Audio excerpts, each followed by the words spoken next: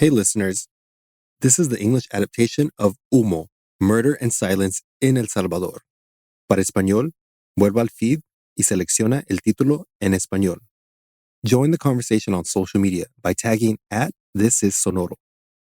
The episode you're about to listen to contains descriptions of physical violence and stories of victims of disappearance. Listener discretion is advised.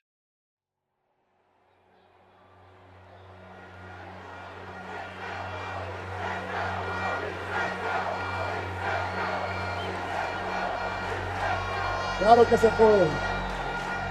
Claro que se puede. Este día, 3 de febrero de 2019, pasamos por fin la página de la posguerra. That's Nayib Bukele. He sounds like someone who has just won the lottery. In some ways, he has. He was the unlikely candidate, the dark horse. But he's just been elected president of El Salvador. Now, he's standing in front of a cheering crowd, waving and smiling. Of course it was possible, he says. Dijimos que haríamos historia, y lo hicimos. We said we would make history, and we did. This is an excerpt of his speech from that night. The newly elected president stood looking out into Plaza Morazan, a big central square in the capital. Thousands of people gathered, crowding into the plaza and spilling into the surrounding streets, craning their necks to get a peek of the young president-elect. The energy was ecstatic, electric. At 37, Bukele is one of the youngest leaders in the country's history, and he won in a landslide, garnering more votes than all the other candidates combined. Since then, he's become arguably the most popular president in the country's history. Some polls place him as the most popular president in all of Latin America. The young president is so popular because he promised change. Salvadorans are hungry for change.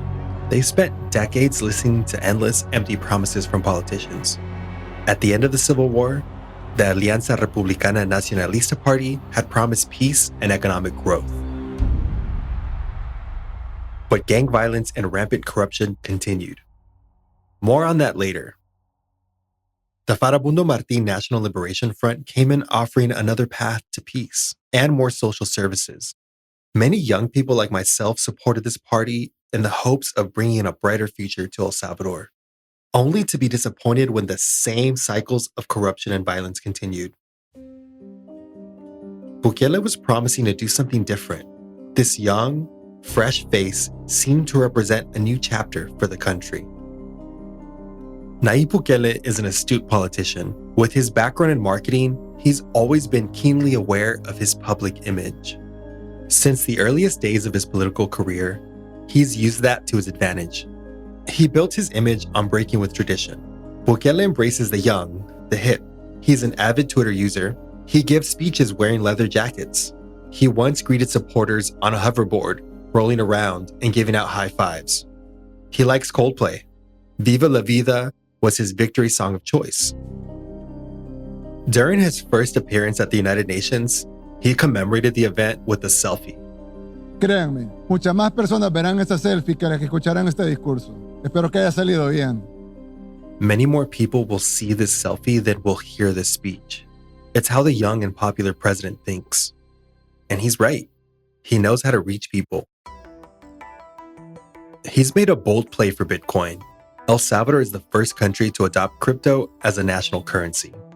And he's hoping to court foreign investors by promoting El Salvador as a paradise for surfing and tourism. So for millions of Salvadorans, Nayib Bukele is the face of the future, of the progress that the country is capable of. Most importantly, people hope his new approach will end the violence that's plagued the country for decades.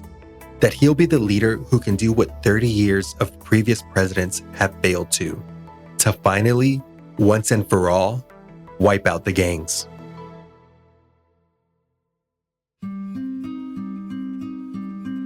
My name is Daniel Alvarenga. I'm a Salvadoran American journalist. Join me and hear how the discovery of a mass grave in El Salvador uncovered a crisis of violence and corruption, reaching up to the highest levels of government. It's a crisis that I followed from afar, but that ended up touching close to home. For Sonoro Media, in collaboration with Revista Factum, this is Humo, Murder and Silence in El Salvador. Episode 4, A Thunderous Speech.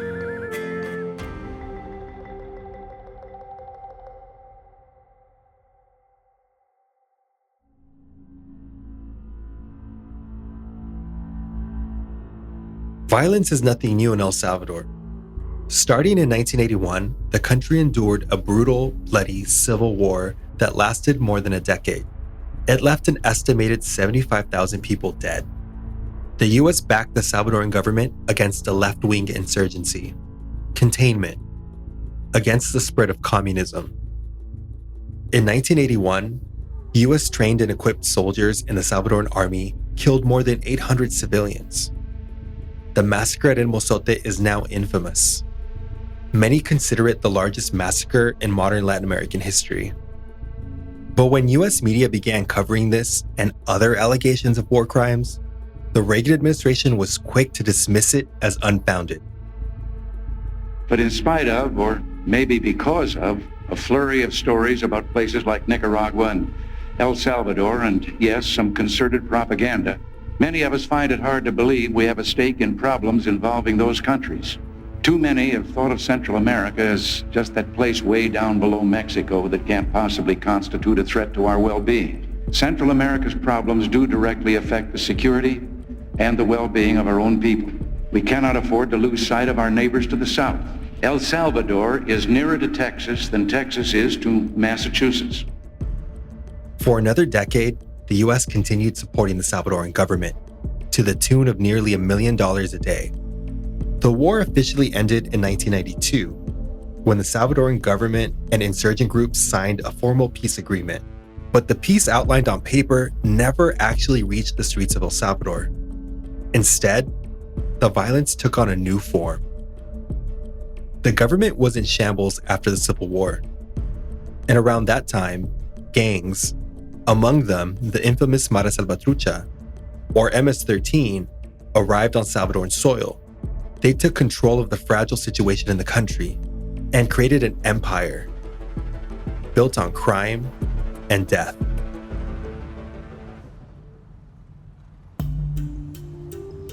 The prominence of gangs in El Salvador is part of why the Chalchuapa case got so much attention.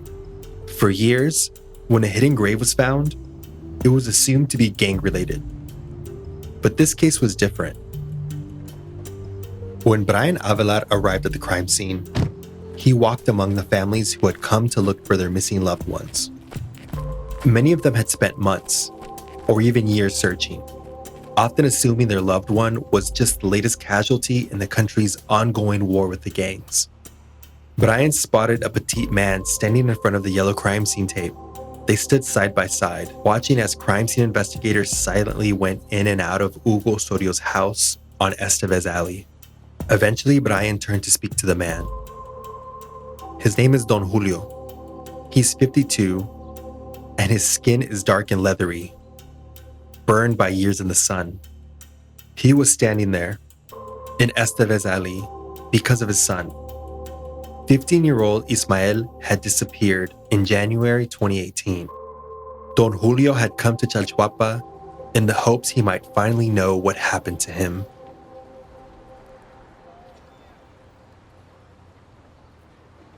A few days later, Brian set out to interview Don Julio about his son's disappearance. Don Julio asked Brian to meet him on the side of a busy road in a remote area, near the Guatemalan border. Brian agreed and drove out to meet him. Hola, don Julio. Como en una media hora voy a llegar. Sí, por ahí lo voy a esperar, porque que tengo una moto en el carro y ahí veo lo que va a ver. Brian assumed that when he arrived, they would head to Don Julio's house together. Instead, Don Julio made a strange request. He wanted to do the interview in Brian's car, on the side of the road. ¿Por qué estamos haciendo aquí esta entrevista aquí en el carro y no nos fuimos allá a otro lado? Mire, para comenzar que yo medito que me vaya y no voy a alcanzar a llegar a la casa. Estoy evitando problemas, pero le estoy diciendo así, yo escondido, porque aquí si alguien ve que yo estoy con una persona diferente, rápido hablan. He was worried the gang control in the area near his house would see Brian, a stranger, entering his home. And that could be dangerous for them both.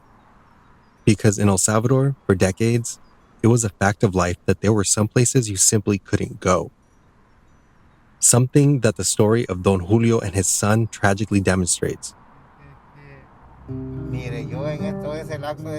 Sitting in the car, Don Julio began to tell Brian his story. A note to listeners, Don Julio couldn't remember the exact dates for every event. We have tried to order the story as accurately as possible. Don Julio has a small motorcycle repair shop. He always wanted a son, someone to take over the shop. So he was thrilled when he and his wife welcomed Ismael to the world. As Ismael grew up, he became Don Julio's right-hand man. The two were extremely close, spending hours together and talking. Even when Don Julio and his wife separated and Ismael went to live with his mother, the two stayed close. In the mornings, Ismael helped his dad at the repair shop. At noon, he'd head to school. After school, he'd return to the repair shop for a few hours, before going home to his mom. One morning, Ismael arrived at the repair shop to find that his dad had a gift for him, a Spirit 250, a motorcycle of his own. The new motorcycle made Ismael's trips during the day much easier.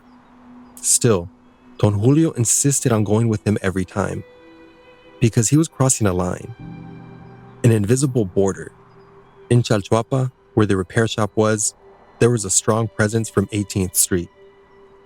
San Sebastián Salitrio, where Don Julio lived, was controlled by a rival gang, MS-13. One night, a neighbor approached Don Julio with some troubling news. She'd heard a rumor that Ismael's trips between the house and the repair shop were upsetting MS-13. Now, sitting in his car, Don Julio tells Brian his theory, that MS-13 thought Ismael was an informant, that he was coming into their territory, gathering information, and then taking it back to their rivals, 18th Street. Don Julio warned Ismael about his suspicions. He forbade his son from going to his house. Ismael agreed. He wouldn't cross the invisible border anymore. In January of 2018, Don Julio, Ismael, and his stepbrother were working in the shop. Around noon, Don Julio got ready to take his stepson home. Then a customer came in. While Don Julio was busy with the customer, Ismael decided to take his little brother home. He set off on his motorcycle for Don Julio's house. They made it home. Ismael hugged his little brother goodbye. He kicked the pedal to start his Spirit 250 and threw his bike into full throttle, hoping to make it to school on time. School started, and Ismael had yet to arrive. Hours passed. His classmates and teachers started to worry.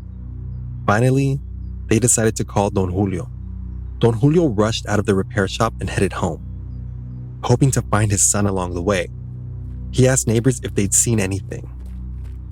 Someone told him that Ismael had been stopped. When nobody wanted to tell him who stopped Ismael, he suspected the worst, MS-13. Don Julio continued searching. Eventually, he caught the attention of the very people he assumed had taken his son. The gang decided to end Don Julio's search for Ismael.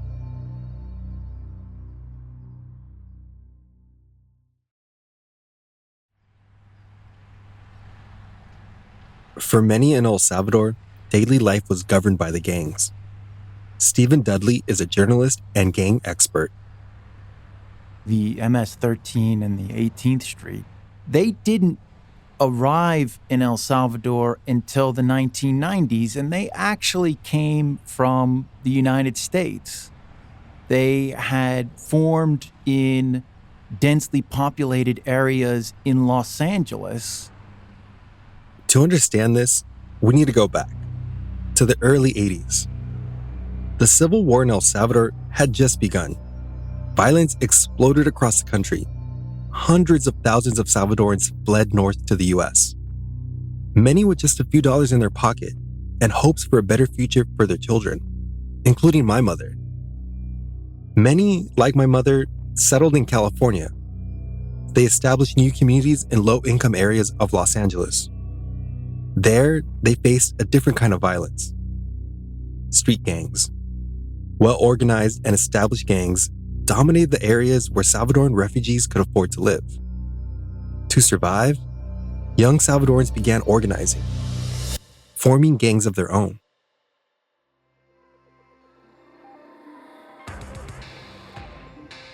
The MS-13 initially is a gang that is fascinated more than anything by heavy metal music. So they spend a lot of time banging their heads up and down and wearing ripped jeans and all the things you think about when you think of heavy metal music in the 1980s.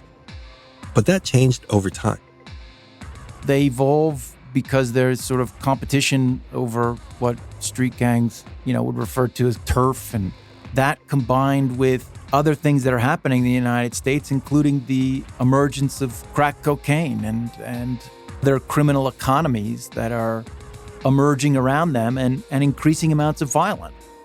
Many of them wound up in prison. To both deal with gangs and toughen its immigration stance, the Clinton administration began mass deportations. When they're released from prison, they're sent back to their home countries. And that's where we get this criminal migration that happens in the 1990s. The children who had arrived in the US, fleeing the brutality of the Civil War, now returned home, bringing new violence. The government was still reeling from the war. The environment was rife for chaos. In the power vacuum left by the failing state, MS-13 and 18th Street saw an opportunity. El Salvador already had small street gangs. They're what we might call crews in the United States. So MS-13 and 18th Street absorbed them and began recruiting new members. Each gang started to establish its own territory, setting boundaries, invisible borders. Gradually, gangs morphed into their own kind of government, establishing laws, unspoken but enforced, within the communities they controlled. Estimates from 2022 show that there were more than 70,000 active gang members in El Salvador. That means 1 in every 100 Salvadorans belonged to a gang, while millions more lived under their rule.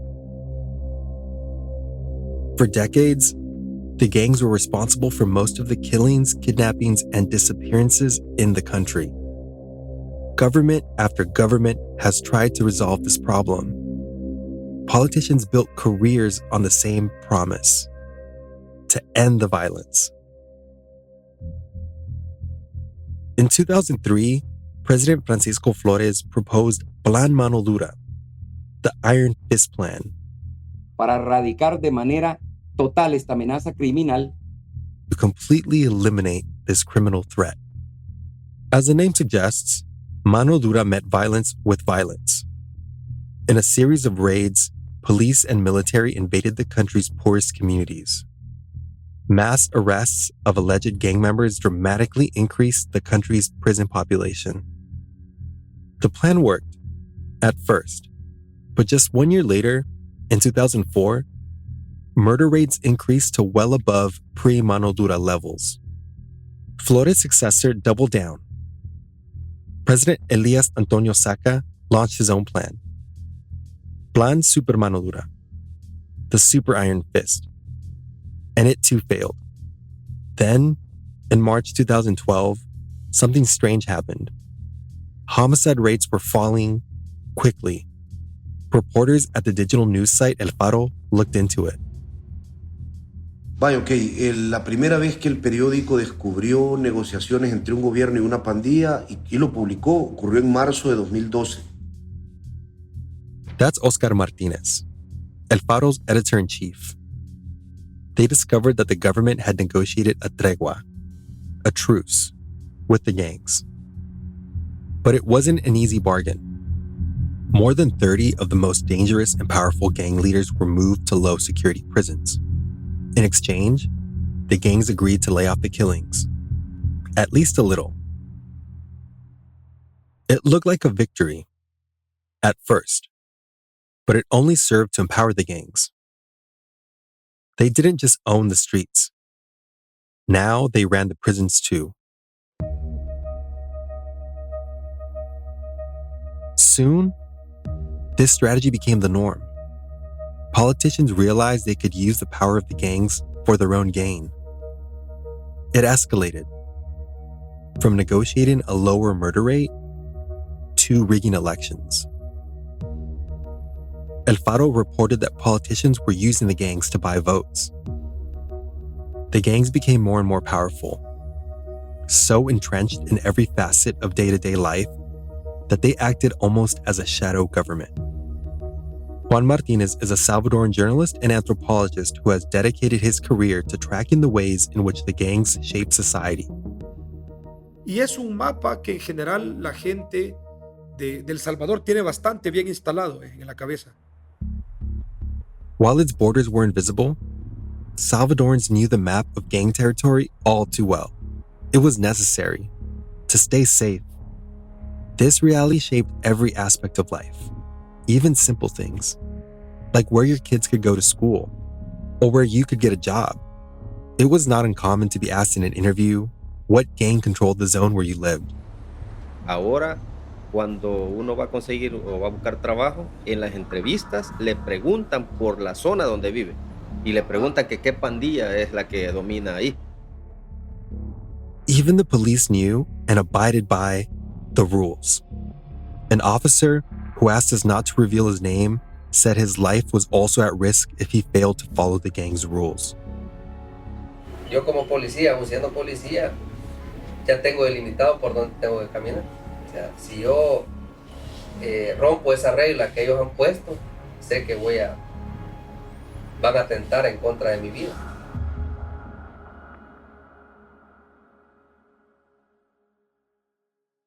If there's one thing you know about El Salvador, it's probably that the country had one of the highest murder rates in the world. And while it went down in the past decade, likely a result of these truces, it's also true that the rate of disappearances skyrocketed. Here's anthropologist Juan Martinez again. Y empiezan a surgir entonces el tema un poco más fuerte de los desaparecidos. Many speculate that when the truces began, gangs simply took on the more complicated task of disappearing their victims. It's more involved than just 3 bullets to the head. But if there's no body, there's no murder.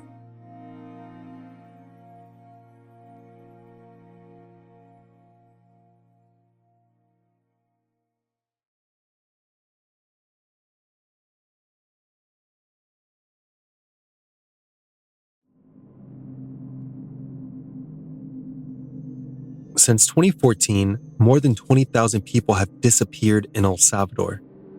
It's a massive crisis. Government after government pledged to end gang violence, but with little mention of the disappeared or their families. When Ismael disappeared, Don Julio set out to find him. He was joined by police agents and a few neighbors. Para comenzar, que lo busqué en la barranca. Le buscaba en fincas, le buscaba donde quiera, lo buscaba donde familiares. They looked everywhere, high and low. The group walked the streets until sunset. But once the sun went down, they disbanded. They knew the dangers of roaming the streets at night. Don Julio was left alone. He was about 2 blocks away from his house, nearly home, but not quite ready to call off the search. Suddenly, he heard gunshots. Someone was shooting at him. Pero tronaba y yo vine y me sacudí con la moto y me logré ir. He managed to get on his motorcycle and flee the scene.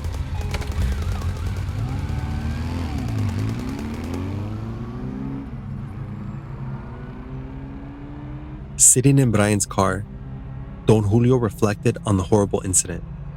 Él fue odio porque solo porque estoy trabajando en otra parte. He thinks MS-13 chased him that night, that his search party with the police made them angry enough to come after him, to try and stop him, silence him. Once he escaped on his motorcycle, he knew he probably couldn't ever come back. Now that the gang put a target on his back, it would be suicide to return to their turf. Cautiously, he drove to his repair shop in Chalchuapa. He knew it would be his last time in the place where he'd spent so many happy years with his son.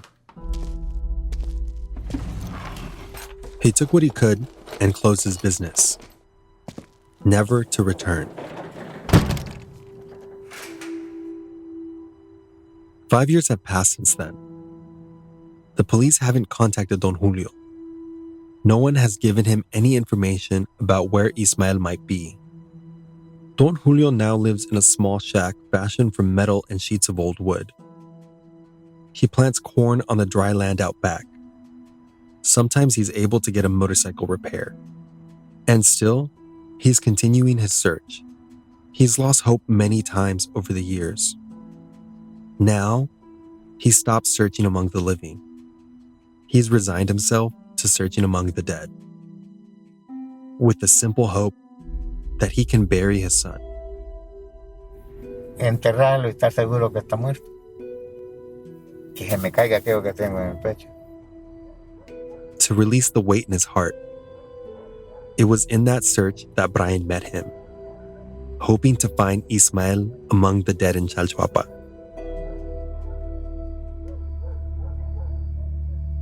And though he left his home and his repair shop behind, Don Julio was not far from the gang's violence.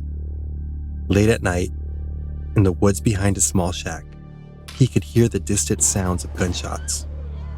Sometimes the screams of women and children. Ahí puede usted oír los gritos, oír tal cosa, las carcajadas de balazos, y la policía no se acerca ni nadie anda hablando.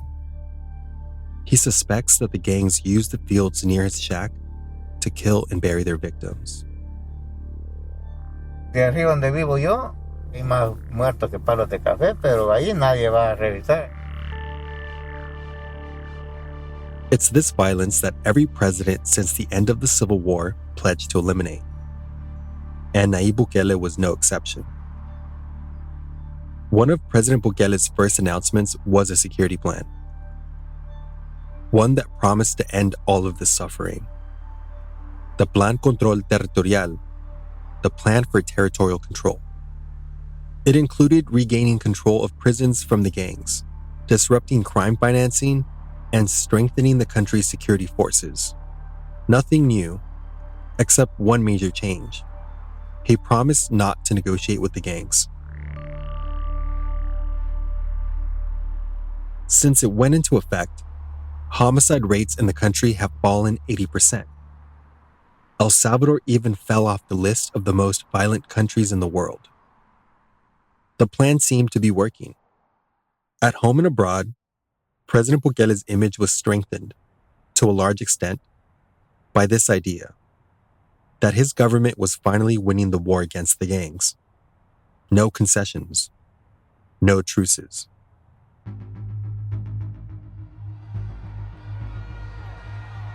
It was February 9, 2020. President Bukele was once more addressing a plaza full of people. But this time, it wasn't to celebrate his inauguration. He had gathered thousands of his followers in front of the legislative building in a show of strength. A show of just how much the people of El Salvador were behind him. President Bukele was flanked by the military. On the roofs of the surrounding buildings, snipers stood at the ready. Soldiers with rifles surrounded the square. That day, the president didn't wear a backwards cap or ride in on his hoverboard. He wore a black suit and a look on his face that said he meant business. Pues estos delincuentes de la Asamblea Legislativa no quieren ni siquiera aprobar dinero que no es de ellos, sino que es del pueblo salvadoreño. He needed the legislature to approve more funding for his security plan. To keep it going, he would get what he wanted. One way, or another.